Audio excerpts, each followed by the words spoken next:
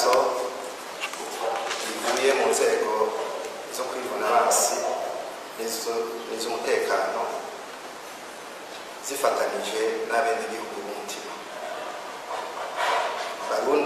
Barundikazi, kubera ubuzima bw'igihugu bugeramiwe mu bice byose, mu bice byacu byose, na cyane cyane ihonyangwa ry'agateka ka zina muntu bituje, kandi imigwi nkorabara yatanguye kwisukira mu gihugu izanywe ikaba yaribonekeje mu bikorwa byayo bigayitse mu guhohotera ubuzima bwa bene Burundi. Vyongeye kandi ko ikoreshwa ry'iyo migwi nkorabara bihungabanya umutekano hagati mu bihugu bibanyi no mu karere. Twibusahuzi ndenzarugero ku itunga ry'igihugu, iseseka ry'amaraso ya bene Burundi eka n'abanyamahanga no guhonyanga agateka ka zina muntu.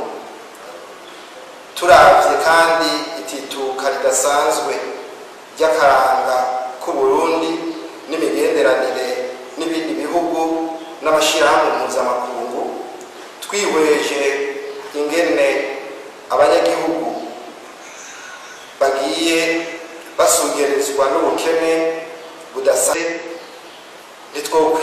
ntitwokwibagira itituka riteye ubwoba ry'imigenderanire hagati y'abanyagihugu n'inzego z'umutekano vyiboneke. Ubutumwa bwihutirwa buteye ubwoba nabonye marayika ambwira ngo iwabo n'abantu mu Kamenge ngiye kurandura.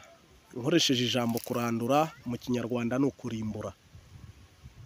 Abantu batuye mu Kamenge, abantu muba mu Kamenge, mbiseguyeho ntabwo ari nge Yesu, ndi umwe mu bana b'Imana, ariko nkaba umwe mu ntumwa cyangwa se mu bigisha, nkaba n'umwigishwa muri Kristo Yesu. Nahawe ubutumwa rero, message yo mu Kamenge, message y'Igitega, Igitega ku murwa wa politiki, ariko sindi bubure no kugaruka ku Barundi en general rusange. Murantunga rero no kubabwira nanone ngo intambara ntabwo irasubira inyuma, ahubwo iri kuza.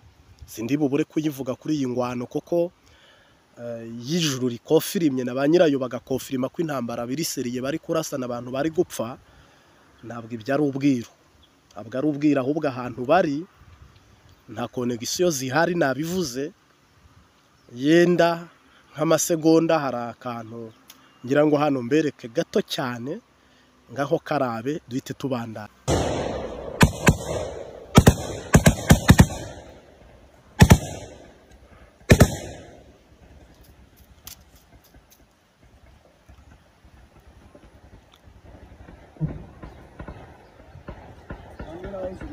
Okay.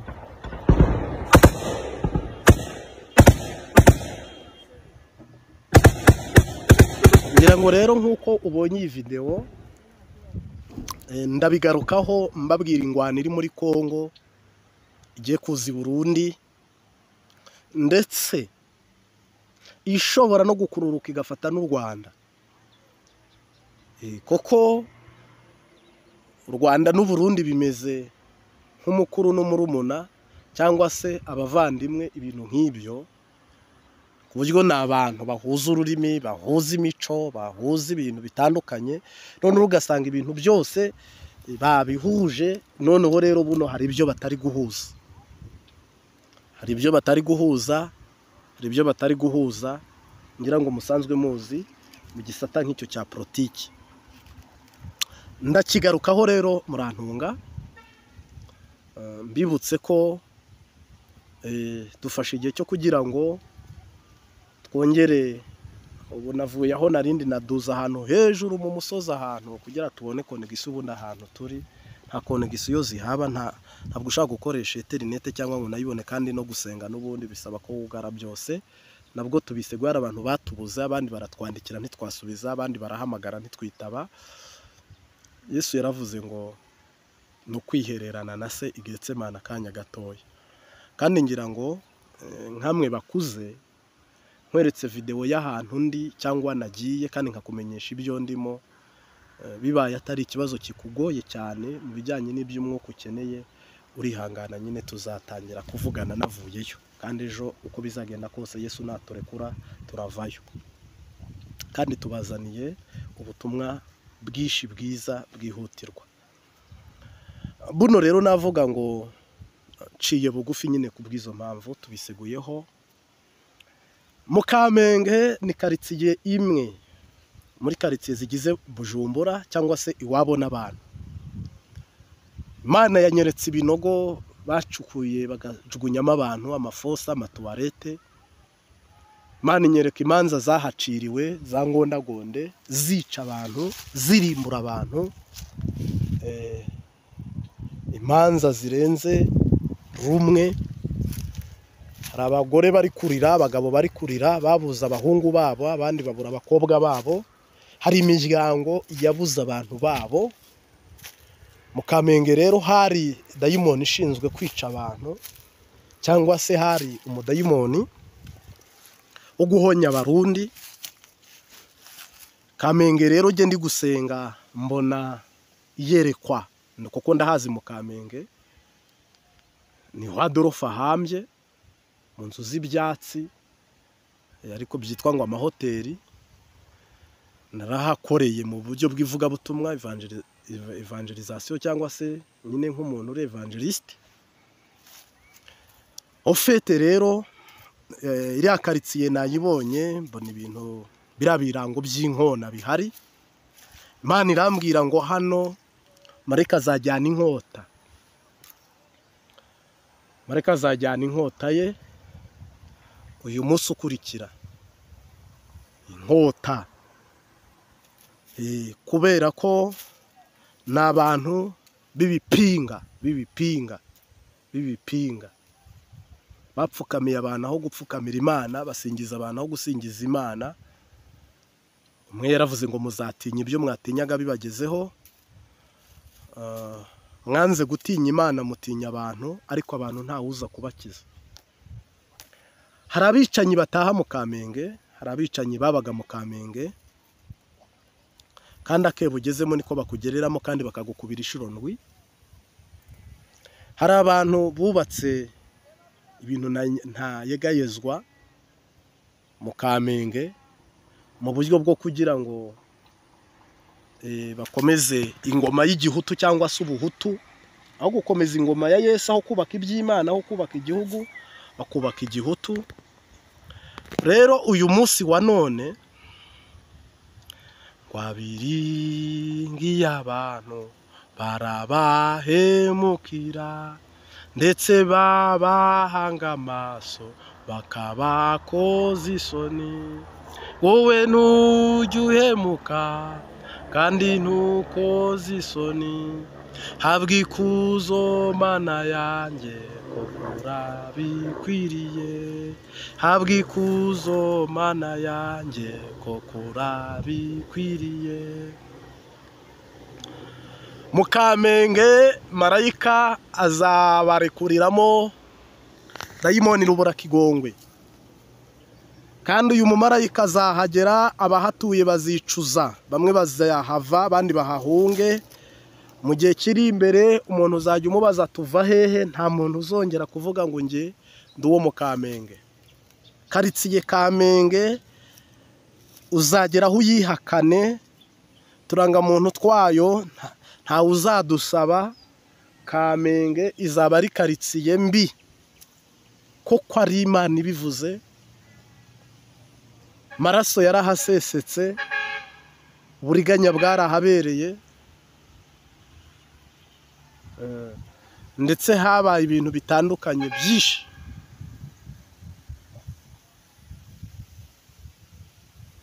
Mu by'ukuri rero mu Kamenge bigeme bafashwe ku ngufu, abandi bacibwa imitwe, abandi bagaburirwa ingona, abandi babagaburira imvubu, abandi bakora ibyangwa n'Uwiteka, abandi bakora ibiteye isoni n'iby'isoni nkeya, abandi bahagira isenga y'abambuzi n'abagome n'abicanyi. Kugeza ubu uhoraho yafashe decision cyangwa se umwanzuro w'uko karitsiye yitwa Kamenge iwabo n'abantu bizagorana kandi Imana izabarekuriramo umujinya w'ibintu byahakorewe, byo nakita amabi n'ibara byagiye byibonekeza muri karitsiye Kamenge. Isaha ya 8 Kamenge yanyuruje benshi z'ijoro, isaha ya 7 z'ijoro Kamenge iratuntuza, iraboreza igufa abantu, isaha y'isa 9 z'ijoro nuko. Donc mu Kamenge hamenetse amaraso y'inzirakarengane, bararira bariyongeza, habura uwabarengera, habura uwabumva ikigongwe, habura uwabakiza. Umuntu wese ujya gupfa mu mujyi wa Bujumbura cyangwa ugiye kwicwa muri Bujumbura, nka 80% banyuzwa mu Kamenge. Ni ukuvuga Kamenge irakora cyane, nta karitsiye iri imbere ya Kamenge. Kamenge irakora cyane mu buryo bw'ubugizi bwa nabi. Abahutu, abatutsi bose banyujijwe mu Kamenge, nta wababariwe, nta warokotse, kereka wa wundi Yesu avuze ngo genda uzatanga ubuhamya cyangwa uvuga ibyabaye. Nta kajoriti rero iva mu Kamenge, nta n'umurwayi uhava, barica kandi bakarimbura hano mu Kamenge. Imana irambwira ngo Gitega yuzuyemo inzandiko z'ikinyoma n'ububeshyi no kugambana, uko baniga igihugu, uko bagisomesha nturi. Inama zose zibera Igitega, Kamenge,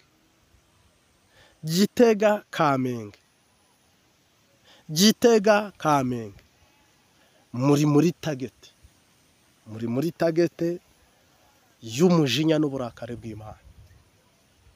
Inama zose zibera Igitega, z'abazicwa, abazafungwa, bazababarirwa, abazambugwa, abazibwa, abazariganwa. Rero ko Gitega itigeze iba umurwa wo gukiza igihugu, ntiba umurwa wo kubohora igihugu, ni marayika wabinyerekaga, ntiba umurwa wo kugira ngo igihugu gitere imbere kibe igihugu cy'umugisha. Imana yavuganye nanjye irambwira ngo ukiri muri iri shyamba,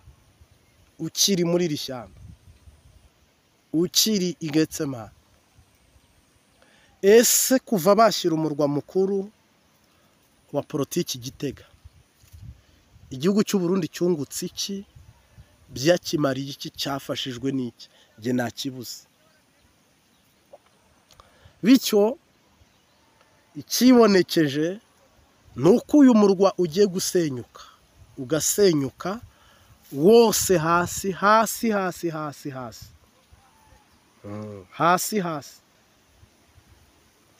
N'iyi ngoro y'umugambwe wa CNDD-FDD hano mu Kigobe, nabonye inkuba ihakubita, bayahakubise, mbona ni ikimenyetso Imana itanze cy'uyu muturagaro udasanzwe. Imana imbwira ngo iki kikubera igihamya n'ikimenyetso. Vuba muri uku kwa 10 abadede bamwe bagiye gupfa, Imana yambwiye ngo karitsiye Kamenge marayika kurandura mu Kamenge isaha ya 8 z'ijoro, isaha ya 7 z'ijoro.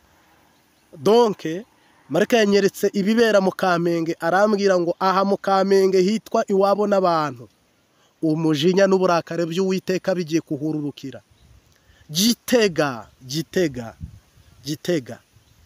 intebe bicaraho n'igihe bafata n'umwanya bafata, byose byasutse igihugu mu manga, nimwitegure ibigiye kuba n'akamaramaza.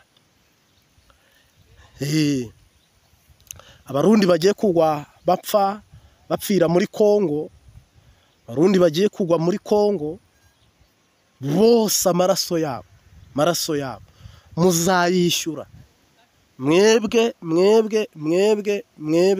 basendidede FDD mwoherejeyo abantu muri Kongo mu nyungu zo kugira ngo basehere imiryango yanyu, bubake imiryango yanyu, bubake igihugu cyanyu. Abasendidede FDD ndi hani Getsemani, Mana yambwiye ngo uku kwezi kwa 10 mugiye kurira nk'agahinja, kandi ingabo zanyu zimeze nk'inzuki zidafite umwami uziyobora. Kandi nagira ngo nkutangarize, nkumenyeshe, nkubwire ko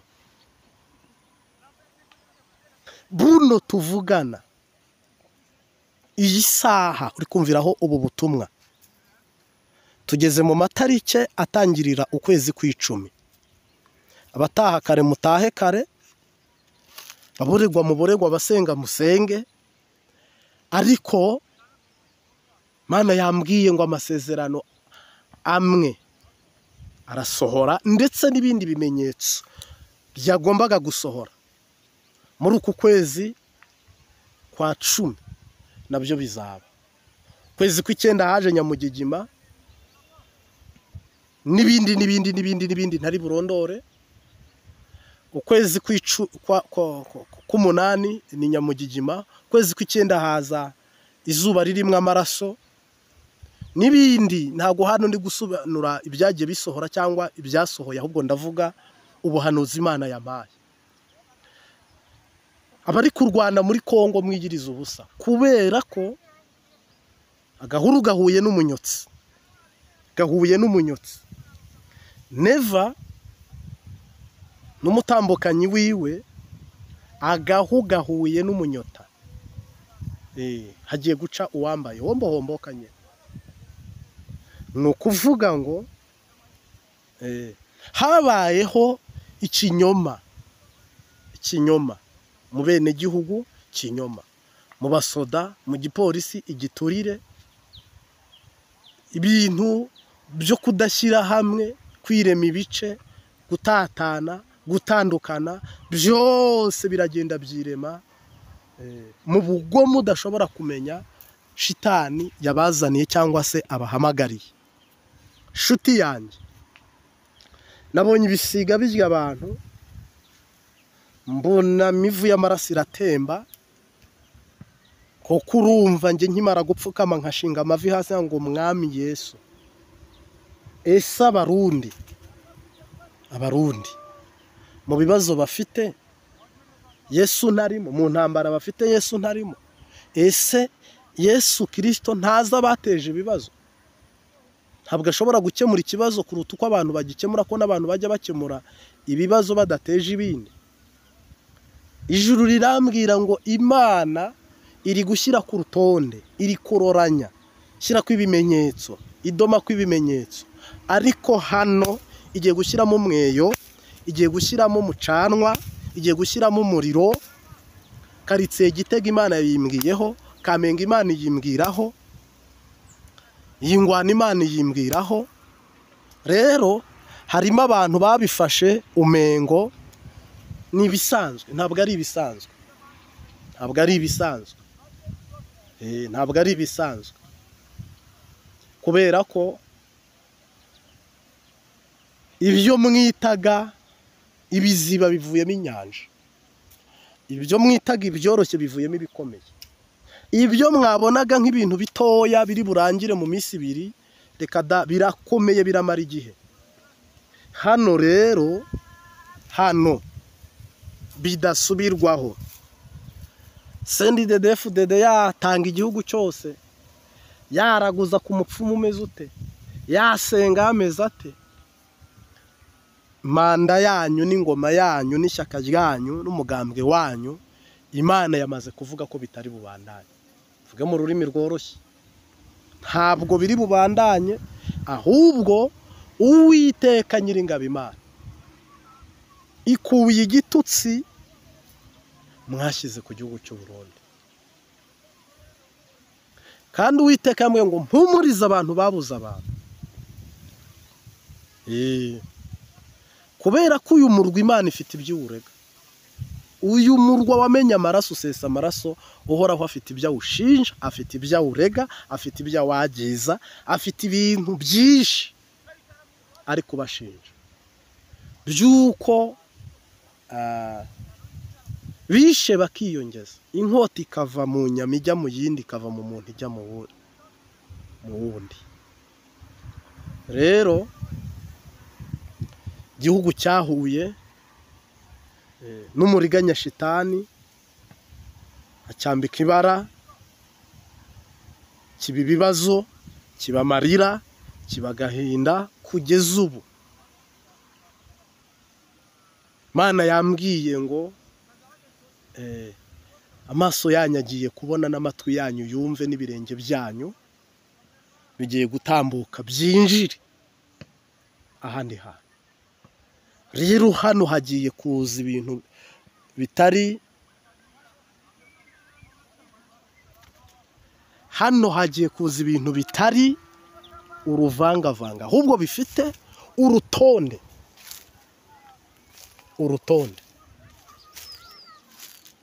Hano hagiye kuba inkozi z'ibibi ukwazo, bakoze neza ukwabo, abantu bagiye gushimwa ukwabo, abo bagiye kugaya ukwabo. Ibyo bintu mubyitegura uko. Rero ibyo bintu byamaze gufata urutonde, bifata n'umurongo, bifata n'inzira. Nakubwira ngo itegure icyo wabibye nicyo ugiye gusarura, kandi uwo wategereje niwe uri bwakire, kandi uwakuraritse niwe uri buguhembe n'impera. Ibyo wakoreye, ibyo wabibye nibyo ugiye kwimbura, ni nabyo ugiye gusarura. Rero reka tubandanye. Ndakugumbiriye mu izina ry'Umunyanazareti, turacyari Getsemani, ku mpamvu z'uko hari amakuru dufite, hari umugambi w'Imana mwiza wenda gusohora, ndetse no kurwana n'umugambi mubi wa Shetani. Bityo rero turifatikanyije aho uherereye hose, ukurikiye ubutumwa bwiza ku Mbabazi TV 3, cyangwa se rimwe na rimwe hari igihe dushyiraho n'ibiganiro, ariko ubu ni ubutumwa bwiza tugiye gutambutsa kuri ino saha. Navuga rero ngo ndaguhaye ikaze mu izina ry'Umunyanazareti. Shalom shalom.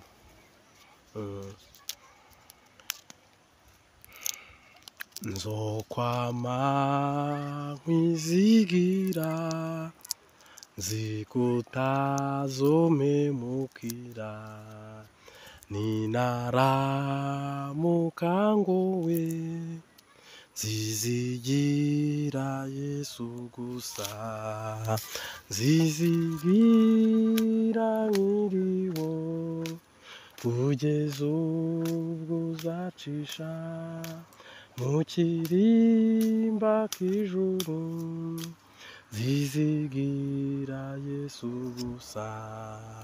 Iyo merewe neza mu bugingo ndaririmba, iyo ngowe ndasenga, nzizigira umwami wanjye, nzizigira nkiriho, kugeza ubwo uzacisha mu kirimba k'ijuru, nzizigira Yesu gusa. Murikirwa n'umucyo, namwe mu Imana yera, iyanjana sinemba, nzizigira Yesu gusa, nzizigira nkiriho, kugeza ubwo uzacisha mu kirimba k'ijuru, nzizigira Yesu gusa. Uko bukeye nzama nizigira umwami wanjye mu bizombako byose, zizigira Yesu gusa, zizigira nkiriho kugeza ubwo uzacisha mu kirimba k'ijuru, zizigira Yesu gusa, zizigira nkiriho kugeza ubwo uzacisha mu kirimba k'ijuru, zizigira Yesu gusa. Turaguhaye ikaze mu izina ry'umunyanazareti mu butumwa bwiza bwamamaza ubwami bw'Imana. Mungu asifiwe sana. Hari igihe Yesu igeze ngo amanuka abwira Simoni ngo noneho tera iburyo bwawe, kandi numara gutera iburyo bwawe uraroba amafi menshi cyane.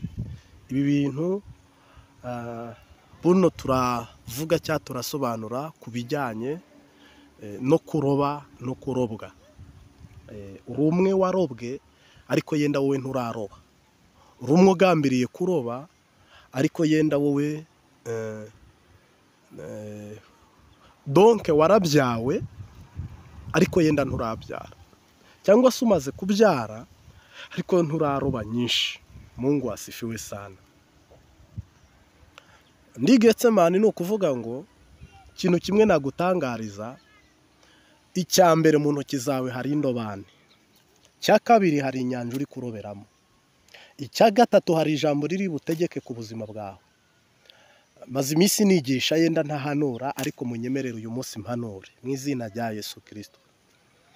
Icya kane rero ni uko iyi nyanja irimo amafi cyangwa se ubuzima, ibyo bita kuroba. Ariko kuroba umwami Yesu avuze ngo ndategetse urobe, ni ukuroba ubuzima, ni ukuroba imibereho, ni ukuroba agakiza, ni ukuroba ubugingo. Ni ukuvuga inyanja, umugisha w'Imana ni inyanja, kandi umugisha w'Imana iyo Imana itegetse uruzuye, ntabwo ari igice. Bibiliya iravuga ngo Yesu akimara kuvuga iri jambo, Simoni akimara gutera urucundura, ngo amafi yabaye menshi kugeza ubwo amafi yenda guhirika no gutura hasi, ubwato bari kuroba bari ku nkombe. Ni ukuvuga ngo ikindi ntabwo wari umugezi, ntabwo yari ntahangwa, yari inyanja cyangwa se cyari ikiyaga. Bisobanuye ngo umugisha w'Imana natwe twaraduze, nibo twagiye kurondera, ariko ejo nzasubira inyuma tunabiseguyeho kuko tumaze iminsi dutambutsa icyo nakita ubutumwa buri odi, ariko ikiri ngombwa n'ijambo ry'Imana muranzi ni Profete Marite cyaha Habiyambere Marite. Ni ukuvuga rero amafi ni menshi kandi yeze kandi akuze, kandi amafi yiteguye kumvira Kristo. Ni ukuvuga imigisha yose iri mu isi yiteguye kumvira umwami wacu Yesu Kristo. Ni ukuvuga ngo ikintu uri gusengera, ikintu uri gusaba, ikintu uri gushaka, ikintu uri kwifuza, Yesu Kristo kimuteze amatwi, ariko wowe ntabwo kiguteze amatwi. Aho waburiye nuko Yesu atarategeka, aho uri kubona byanze nuko Yesu ataragutegekera, aho uri kubona bihengamye nuko Kristo atarategeka. Simoni yagiye ijoro, ariko ngo ijoro ararikesha, ntiyigeze afata cyangwa ngo afatishe. Simoni urukerera rugeze, Yesu ari kujya ku kazi, aramubwira ngo Simoni ntacyo urafata, kandi yamubajije ikigirankana. Ni bisanzwe ko Imana igusaba kandi udafite, ni bisanzwe ko Imana ikubwira ngo kora ibi kandi utabishoboye.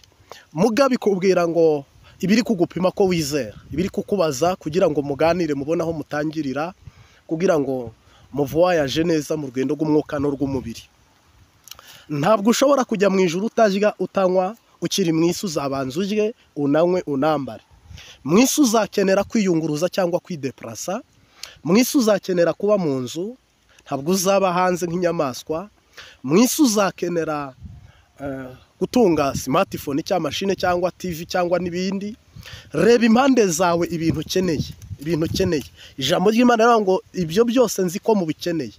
Haleluya. Ni ukuvuga ngo muri wowe wakiriye, muri wowe ibirimo, muri wowe ibikugize. Haleluya. Nkwifurije ko mu ivugabutumwa tumaze iminsi twigisha harimo kwakira data n'umwami Yesu n'umwuka wera mu buryo butajegajega cyangwa butanyeganyega. Aba bagabo batatu nibaba muri wowe, ibisigaye hari gutera indobane. Yenda wowe ushobora no kuzinduka kubera ibibazo n'inzara. Umwami Yesu ashobora no kukugeraho umaze gushoberwa wari wumiwe. Koko Simoni yarageze igihe avuga ngo isaha ya 3:00 irageze mwigisha, nta n'ururagara ndafata, nta n'akanyamunyamu ndafata, ngo ahubwo nanjye ubu ndategereje cyangwa ndarindiriye. Mugabo Yesu ngo ahita amubwira ijambo rimwe ngo tera iburyo bwawe. Iburyo bwawe ntiwapfa kuhamenya, iburyo bwawe ntabwo uri kuhareba. Umugisha uruzuye, umugisha urakuzengurutse, umugisha ni mwiza, umugisha ni agakiza, ni amahoro n'ubugingo, byose bipanze neza, ni fresh. Mugabo ko Kristo ataragutegekera, ko Yesu atarategeka rya jambo ry'ubuzima kuri wowe, ngo akubwire ngo tera hariya, ngo akubwire ngo shyira hariya, ihangane, ijoro ushobora kurikesha cyangwa amanywa ukayakesha, imyaka 20 ukayirangiza nta mugisha, imyaka 5 ukayirangiza urwaye utarakira, ariko hamwe gusa hari ijambo rimwe rivuga ngo urahariwe ibyaha ugahita ukira indwara. Haleluya. No kuvuga rero hano ninza kuvuga cyangwa se n'ibindi kuvuga, ndabwira bamaze kumwemera no kumukurikira bakagera ikirenge muke bakamukurikira mu izina ry'Umunyanazareti. Mungu asifiwe. Aba nibamara kumukurikira niyo ngo bageze mu gikombe cyitwa banga, bagihindura ahantu h'amasoko, ngo ndetse imvura nziza ikacyambika ahantu h'umugisha. Haleluya. Natwe tudatebye, tudatinze, tutagoranye, tutarambiranye. Haleluya. Ese nawe wakurikiye Kristo, tutegeke mu izina rya Yesu Kristo, ese urambuye ukuboko kw'iburyo kwawe, ese uri gusengera iburyo, uri gusabira iburyo, upfukamye iburyo, ese iby'umwuka uri kubyumva? Dutegeke mu izina rya Yesu aho abandi baburiye, aho abandi bibagoye. Koko nkubwiye ko ukiri mu isi ibyo mvuze urabikeneye. Nihaza amahoro urayakeneye, nihaza n'ibyago nabizakugiraho ingaruka. Ariko tukiri mu isi wikifata nk'umunyafurika mu gusenga, wisenga nk'uri mu gihugu gikennye mu gusenga, wisenga nk'uri kureba politike y'iwanyu, uyirebe nabo bariko usenga shitana kujijishe. Ahubwo twebwe abiringiye Uwiteka, inzabibu zitoha zidatoha, imiti ntiyera itera, ikihutirwa, ikigambiriwe, igikenewe nuko muri ibi byose no muri ibyo byose, haleluya, abamwizeye akababera ubuhungiro, abo akababera ubuhungiro, bameze nk'umusozi wa Siyoni udashobora kunyeganyezwa, ahubwo nk'uko imisozi ikikuje Yerusalemu, ngo ni Uwiteka agota abantu biwe, uhereye none ukageza iteka ryose. Sengeye amaboko yawe mu izina rya Yesu Kristo, kandi nyahanuriye nk'umuhanuzi.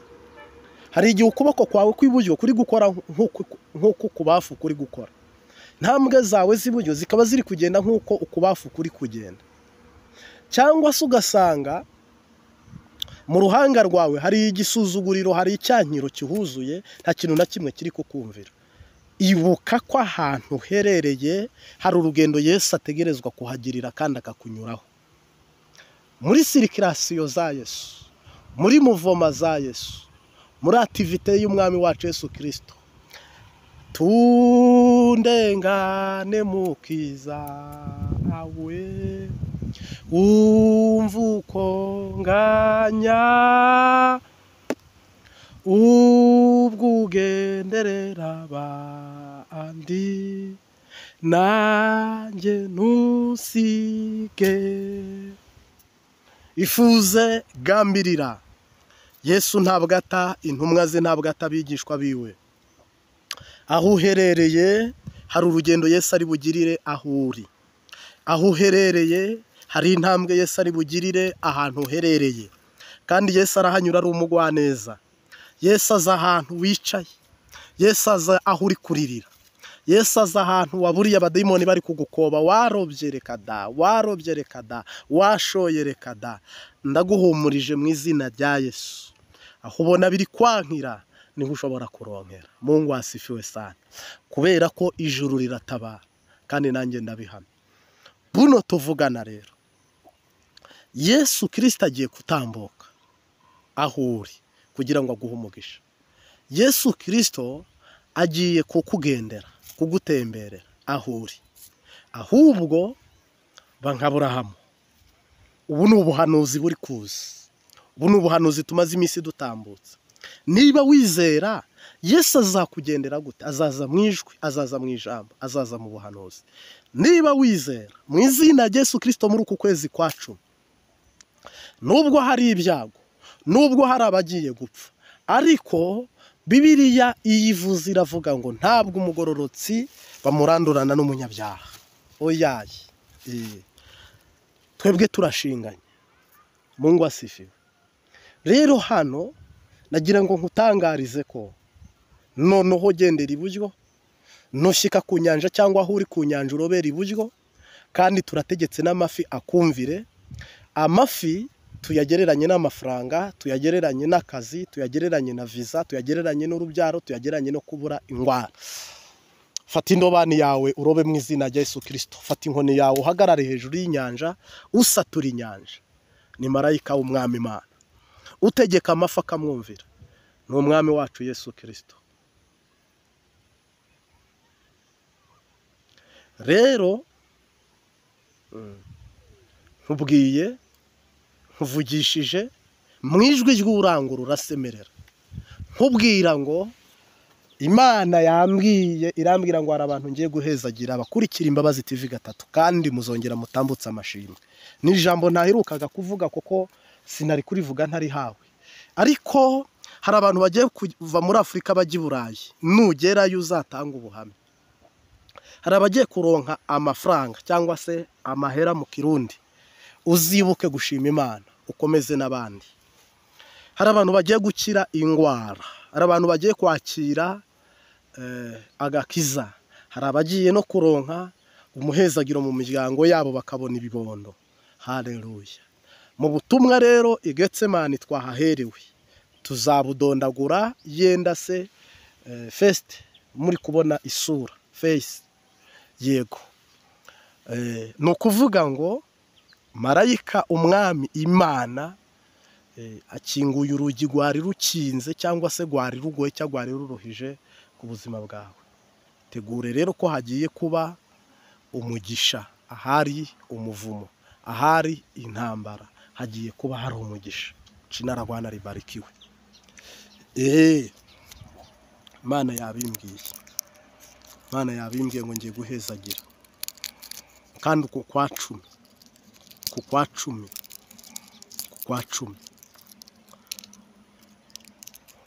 ntabwo ari muri nza, ntabwo ari mu kazoza, ni ukwa 10. Mwami Yesu turagushimiye, mwigisha n'umwigisha twuzurizwa imbere yawe.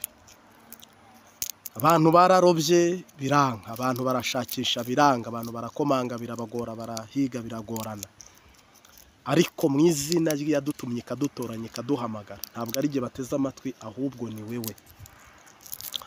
Nanjye mpanuriye aya matwi n'ibi biganza n'ibi birenge mu izina ry'umwami wacu Yesu Kristo kubwira isengesho.